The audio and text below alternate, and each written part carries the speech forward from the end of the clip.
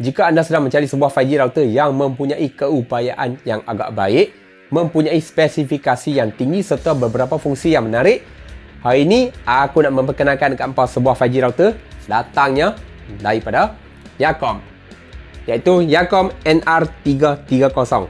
Okey, jom kita tengok spesifikasi dia, lepas tu kita unboxing lah.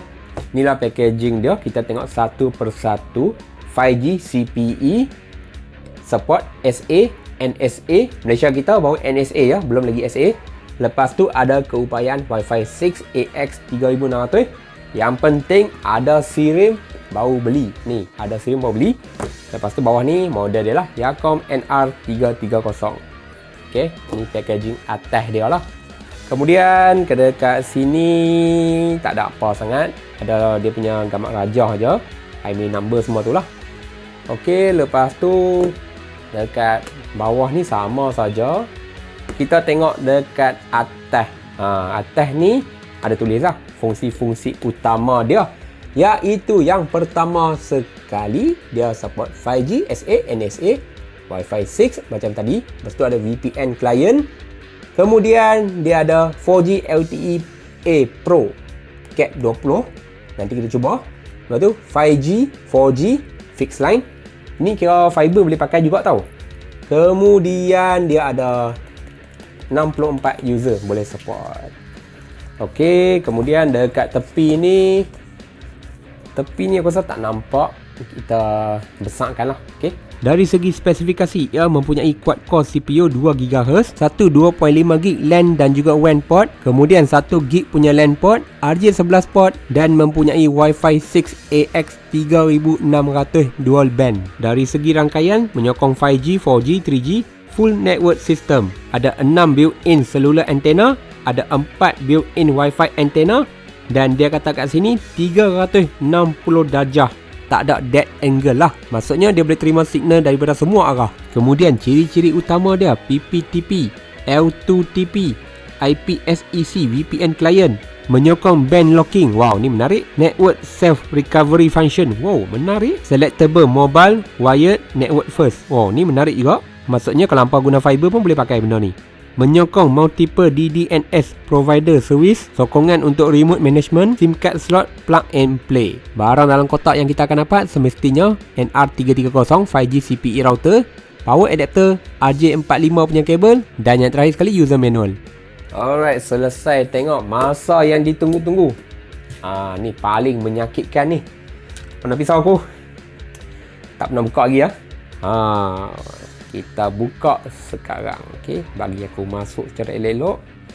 3, 2, 1. Oh, pedih nak kena potong. Tu dia. Okey, kita buka lah. Kita tengok dalam dia macam mana. Besi aku beli ni, warna dia hitam. Ni dia punya user manual. Semua kita tak tepi dulu. Kita keluarkan satu persatu dulu. Power adapter dia. Ni power adapter dia. Okey, nanti kita tengok secara lebih dekat. Lepas tu dia ada bagi LAN kabel. Tak sebelah dulu. Inilah benda utamanya. Mana nak keluarkan dia ni? Ketat juga kan. Sat. Angkat dia. Tak dapat angkat. Datang ni yang keluar.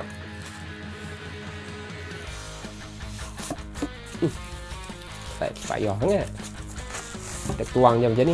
Terkeluar pun. Alright. Ni kat tepi.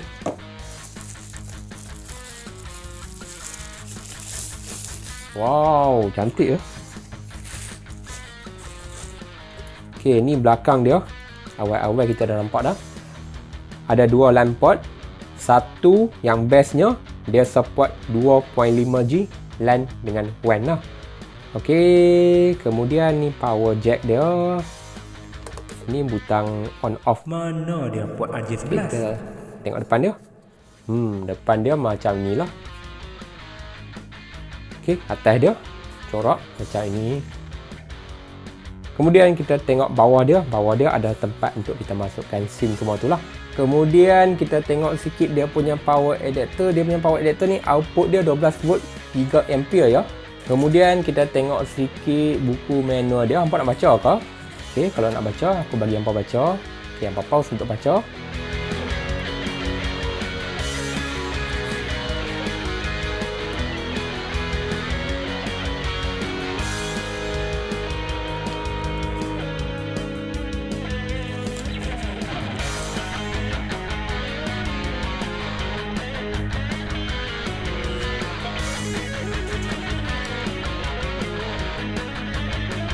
Alright, nampak no?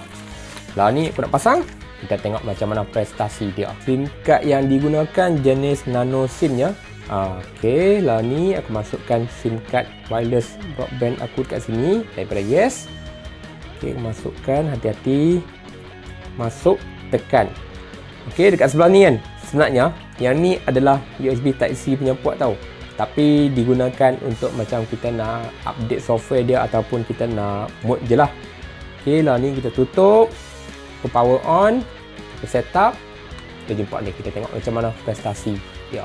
Router ni memerlukan masa seminit 3 saat untuk boot up. Pada pendapat aku lama jugalah. Alright, aku dah habis set up semua dah. Mari kita tengok dia punya web user interface macam mana. Okay, first kali bila hampa masuk, hampa akan nampak dia punya web user interface ni macam ni lah. Okay, dia ada auto, ada PC, ada phone. Okay, kalau PC dia optimizekan untuk penglihatan PC. Kalau untuk phone, penglihatan untuk phone. Okay, kita login ya. Login aku menggunakan super admin untuk username dan juga super admin untuk dia punya password. Okay, bila dah login masuk dalam ni, hampa akan nampak dia punya muka surat utama dia lah. Okay, kat sebelah kiri nampak ni ada banyak menu. Dalam menu ni dia akan ada lagi beberapa sub menu yang lain lah. Okay, kemudian dekat bahagian atas sebelah kanan ni dia ada tunjuk kekuatan signal. Lepas tu ada data activity, ada wifi, ada bahasa, kemudian ada logout dan juga restart lah. Okay, dekat tengah ni dia tunjuk gambar raja lah. Okay, ni internet, yes 5G. Kemudian data activity, kita punya router. Kemudian wifi, lepas tu dia ada tunjuk jugalah internet. Okay, sekarang ni ada dua device yang bersambung dengan wifi. Untuk internet terminal ni memang kosong lah. Kemudian kita tengok dekat bawah ni ada statistik. Lepas tu tak ada apa dah. Alright, boleh nampak no? Ada butang untuk kita disablekan mobile data lah. Alright, selesai untuk muka depan. Menu yang pertama, wireless LAN setting. Kita masuk dalam ni, kita akan nampak ada 3 sub menu. Okay, yang pertama sekali basic, lepas tu advanced setting, lepas tu ada mesh networking. Kita tengok bahagian basic. Okay, untuk basic ni sangat basic saja. Ada wifi 2.4 GHz dengan 5 GHz. So, yang ni hampa boleh tengok kat sini lah. Kalau macam kita nak disablekan kita punya SSID pun tak ada masalah. Boleh saja. Okay, yang ni semua contoh saja no? Contoh. Okay, untuk maximum access number ni hampa boleh letak lah 30 ke 64 ke. Okay, yang ni jumlah device yang boleh connect dengan hampa punya wifi. Okay, untuk 2.4 GHz aku tak usik. Untuk yang 5 pun aku tak usik, aku biar saja. Seterusnya kita pergi dekat tab yang kedua, iaitu guest network. Okay, guest network ni penting je. Sebab kalau ada tetamu mai kat rumah hampa tu, hampa boleh sediakan wifi untuk depa lah. Dan pentingnya guest network ni, hampa boleh asingkan hampa dengan tetamu hampa. Mana lah tahu nanti ada yang gatai tangan nak usik hampa punya setting semua tu kan. Jadi mereka tak akan boleh akses hampa punya setting. Alright, boleh faham no? Seterusnya kita masuk dekat bahagian advanced setting. Okay, untuk wireless LAN setting. Okay, first kali bila hampa masuk dalam ni, hampa akan nampak banyak juga lah setting yang dalam ni ada. Okay, kita tengok dekat advanced setting dulu, tab yang pertama.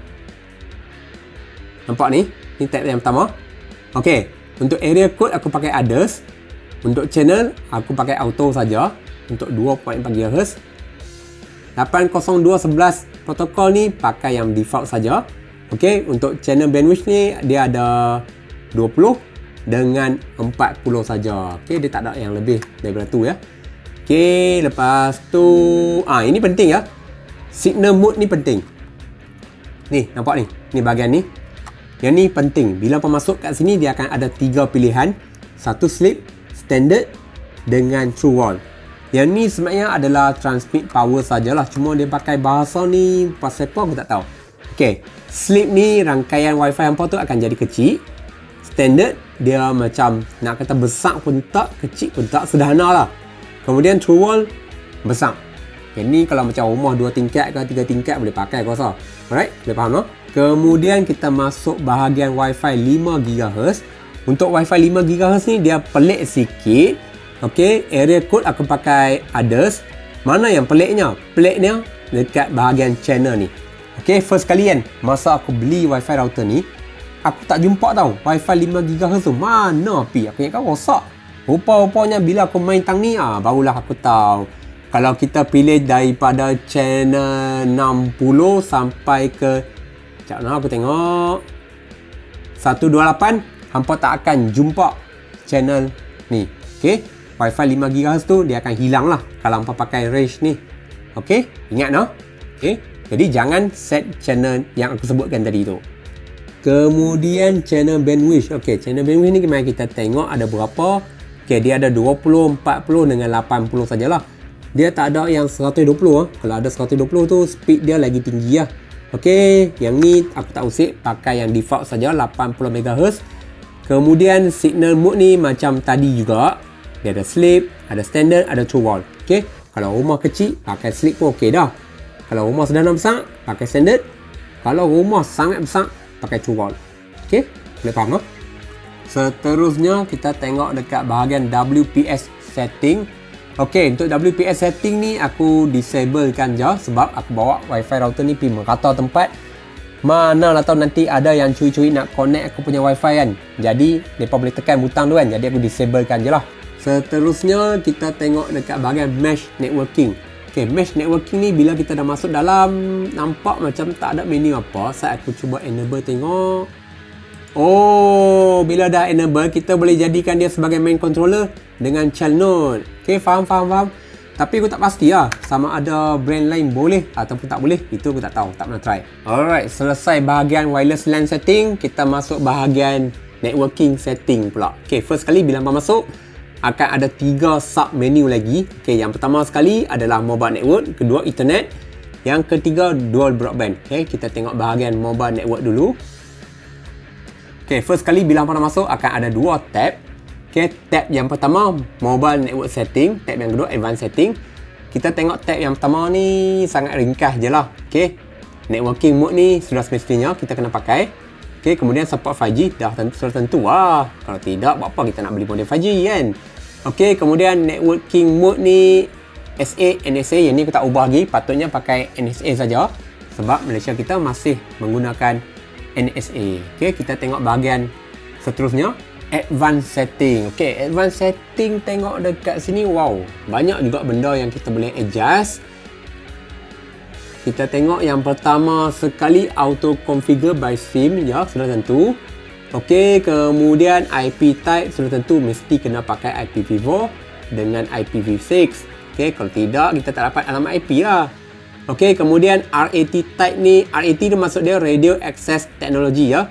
Yang ni kita kena pakai NR 5G LTE lah. Okey, kalau tidak, tak ada 5G, tak ada 4G lah. Okey, kita kena enable semua yang ada. Okey, kemudian dekat bahagian bawah ni ada cell lock. Oh, dia boleh buat cell lock ya. Katakan kalau macam cell tower kat tempat aku buat high salah satu, aku boleh lock ke cell tower yang lain lah. Okey, menarik.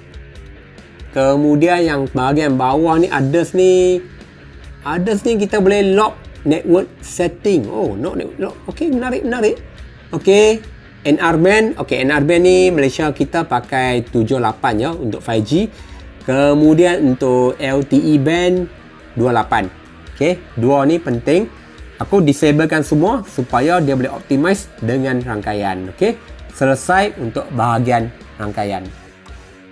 Seterusnya kita akan masuk dekat bahagian Ethernet. Ethernet ni kita boleh jadikan Wi-Fi router kita ni sama ada nak gunakan untuk LAN ataupun WAN. Okey, yang ni kalau macam rumah hampa ada Maxis Fiber ke Unify ke, Wi-Fi router ni boleh digunakan juga. Okey, boleh faham lah, senang je.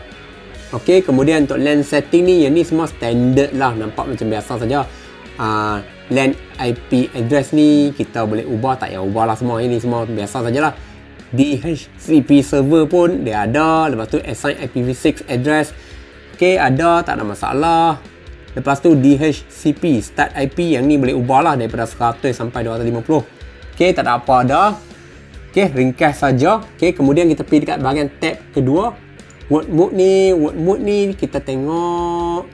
Okay, tengok kat sini dia ada gateway mode dengan bridge mode. Oh, yang ni kebanyakan wifi router memang ada lah. Okay, standard sajalah, tak ada apa yang special sangat pun. Seterusnya bahagian akhir untuk networking setting ni, dual broadband. Okay, dual broadband ni menarik lah. Okay, katakan macam rumah hampa ada Maxis, ada Unify, hampa masukkan SIM card dalam 5G router ni, hampa boleh utamakan mana dulu. Katakan kalau nak utamakan SIM card, boleh pilih kat sini. Tengok kat sini. Okay, mobile network first, wired network first. Okay, macam aku pakai mobile network first lah, sebab rumah tak ada Unify, tak ada Maxi Fiber pun. Pakai SIM card yes saja, okay kan? Okay, itu sajalah. Minta maaf suara aku dia agak serak sikit no, sebab aku ada masalah kahak sekarang ni. Seterusnya kita tengok dekat bahagian device list. Okay, yang ni dia tunjuk lah device mana yang connect dengan wifi router kita. Macam sekarang ni ada 2 device yang connect, jadi dia tunjuk 2 lah connect menggunakan wifi. Okay, katakan kalau macam ini apa nak block user-user yang tak sepatutnya, boleh block kat sini lah. Alright, simple. Seterusnya kita pergi dekat bahagian toolbox. Okay, bila kita buka akan ada 1, 2, 3, 4, 5 sub menu. Okay, yang pertama sekali adalah traffic statistic. Kedua, parental control. Okay, bagus ada menu ni. Ini berguna ni. Yang ketiga, QoS setting. QoS setting ni pun bagus juga. Lepas tu pin management, SMS management pun ada.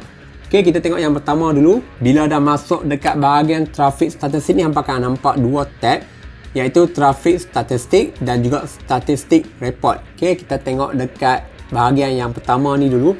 Yang ni traffic package saja je aku set 600 gig sebulan, supaya aku boleh pantau penggunaan data aku berapa banyak dalam masa sebulan tu. Okay, yang ni use today, baru guna sikit je sebab aku baru on je tadi. Okay, kemudian kita tengok monthly data usage. Tu dia untuk bulanan. Yang ni tak silap aku lebih kurang nak dekat 200 GB aku pakai. Kena kira balik lah, sebab yang ni dia kira dalam megabyte ya. Ok, selesai yang ni, kita tengok tab yang kedua, iaitu statistik report. Kita klik. Ok, nampak lah ni sini. Ok, bila kita dah klik, kita boleh tengok time. Ok, time sekarang ni untuk tahun ni 2024 bulan 3. Bulan 3 ni saja nampak ni dia ada senaraikan banyak hari yang kita pakai data. Kita boleh tengok hari apa yang guna data paling tinggi, nampak tu. Tu dia ada tunjuk, nampak ni. Tu dia. 5 hari bulan guna berapa banyak. Nampak ni. Alright, kita tengok yang bulan 2. Bulan 2 guna 3 hari lah, sebab baru beli kan. Ok, tak ada apa dah nak tengok. Simple saja dia punya menu. Lupa. Untuk yang hampa tengok ni traffic statistik ni, hampa boleh set kat sini ya. Nak set up dia, set kat sini. Alright, simple saja lah. Seterusnya kita tengok bahagian parental control. Yang ni bagus ya. Yang ni kalau hampa ada anak-anak hampa yang menggunakan internet sepanjang masa, hampa boleh sekat dekat bahagian sini. Okey, cara nak sekat dia sangat senang saja. Mari aku tunjuk ya. Okey, mula sekali hampa tekan plus. Okey, kemudian untuk nama ni hampa letaklah apa-apa kan. Kemudian source MAC address ni.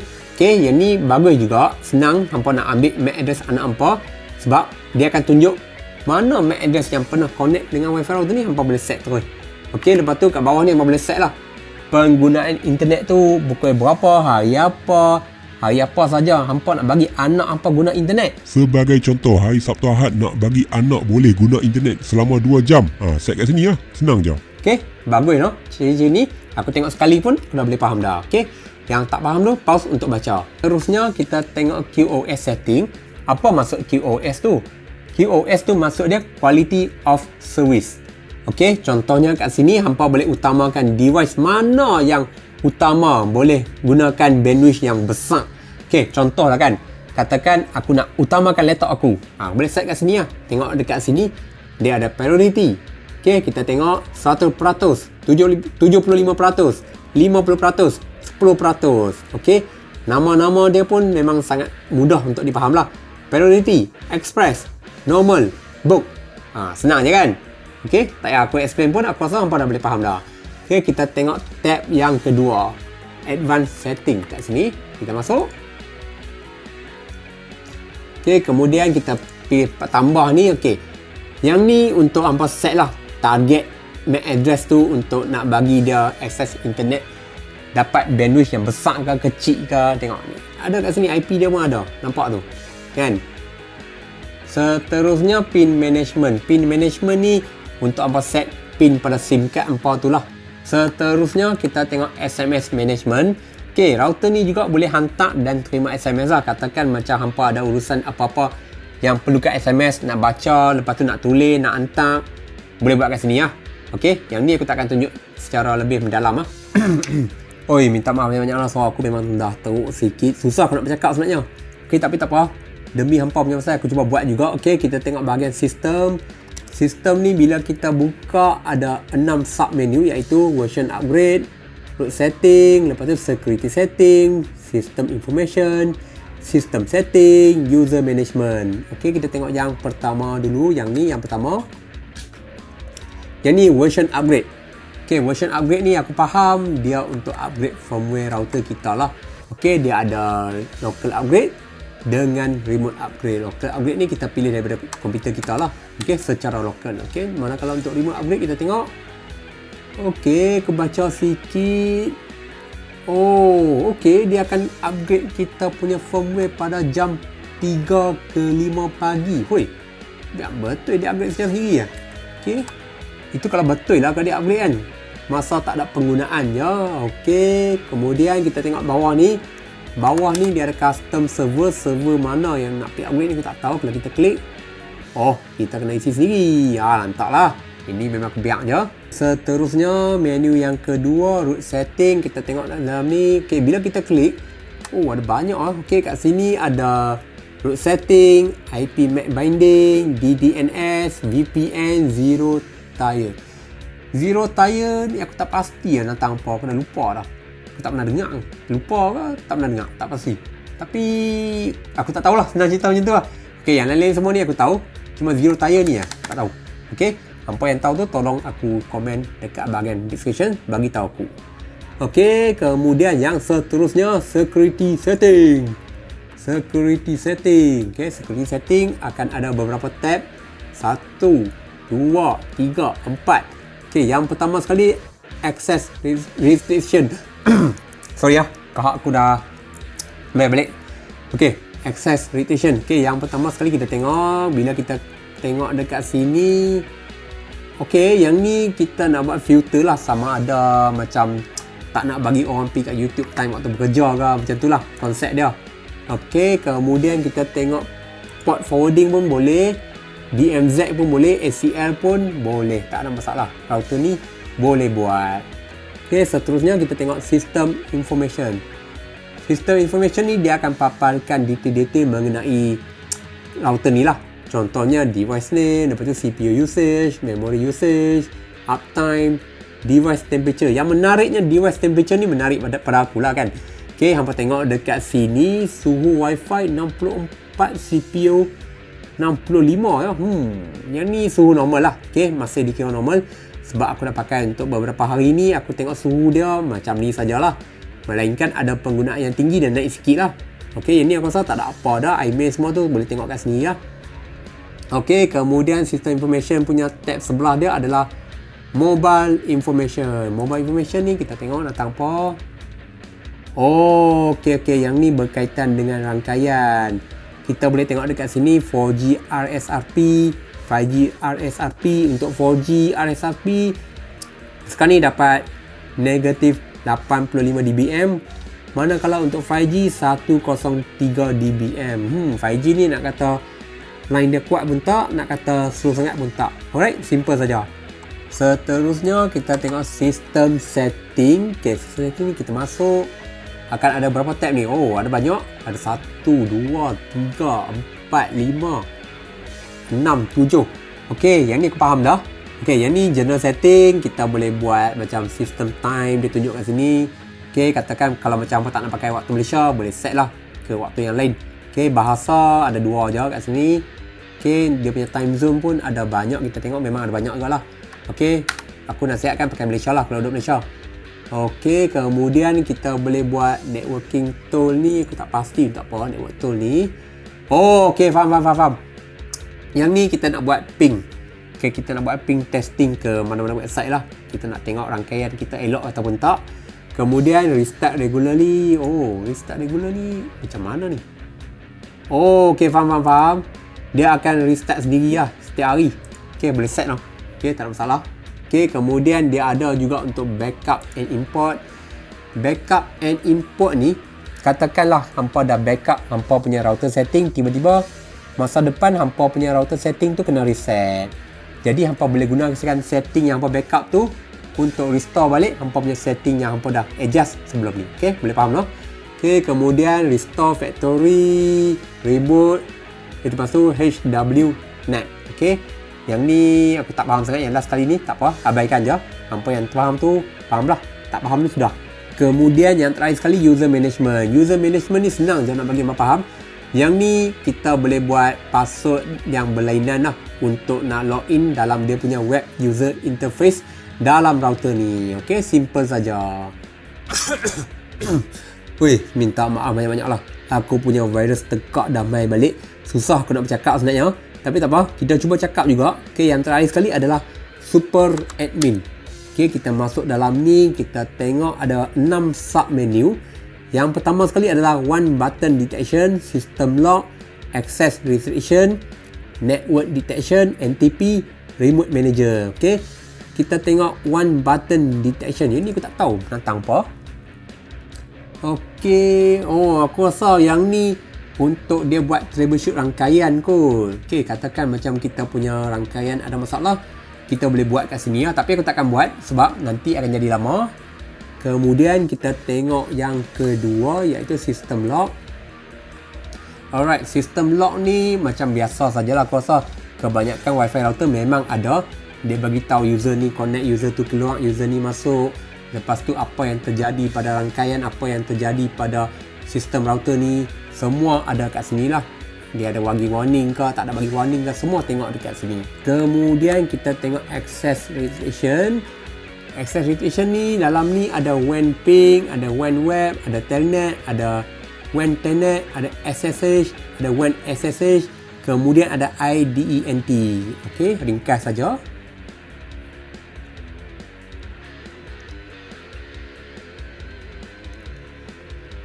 Kemudian kita tengok network detection.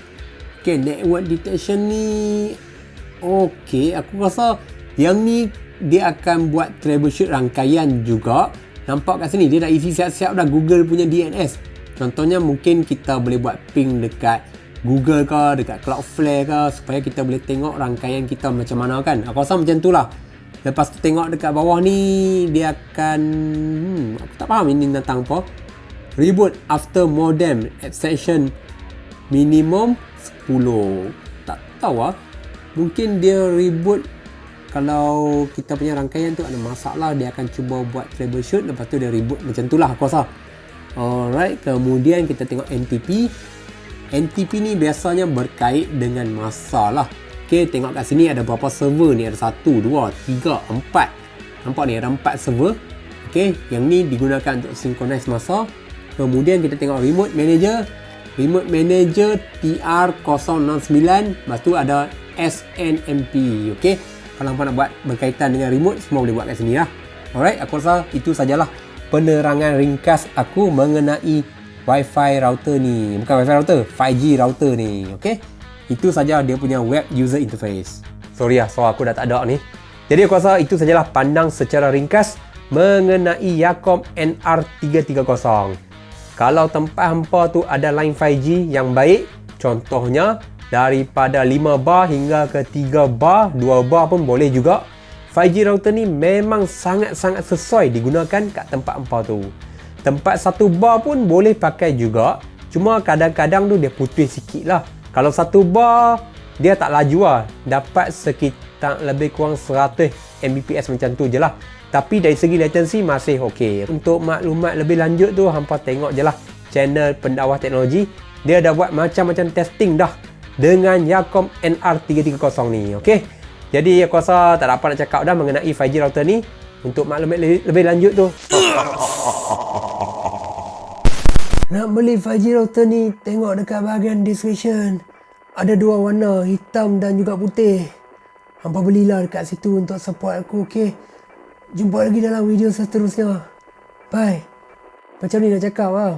Aduh, teruk betul ya.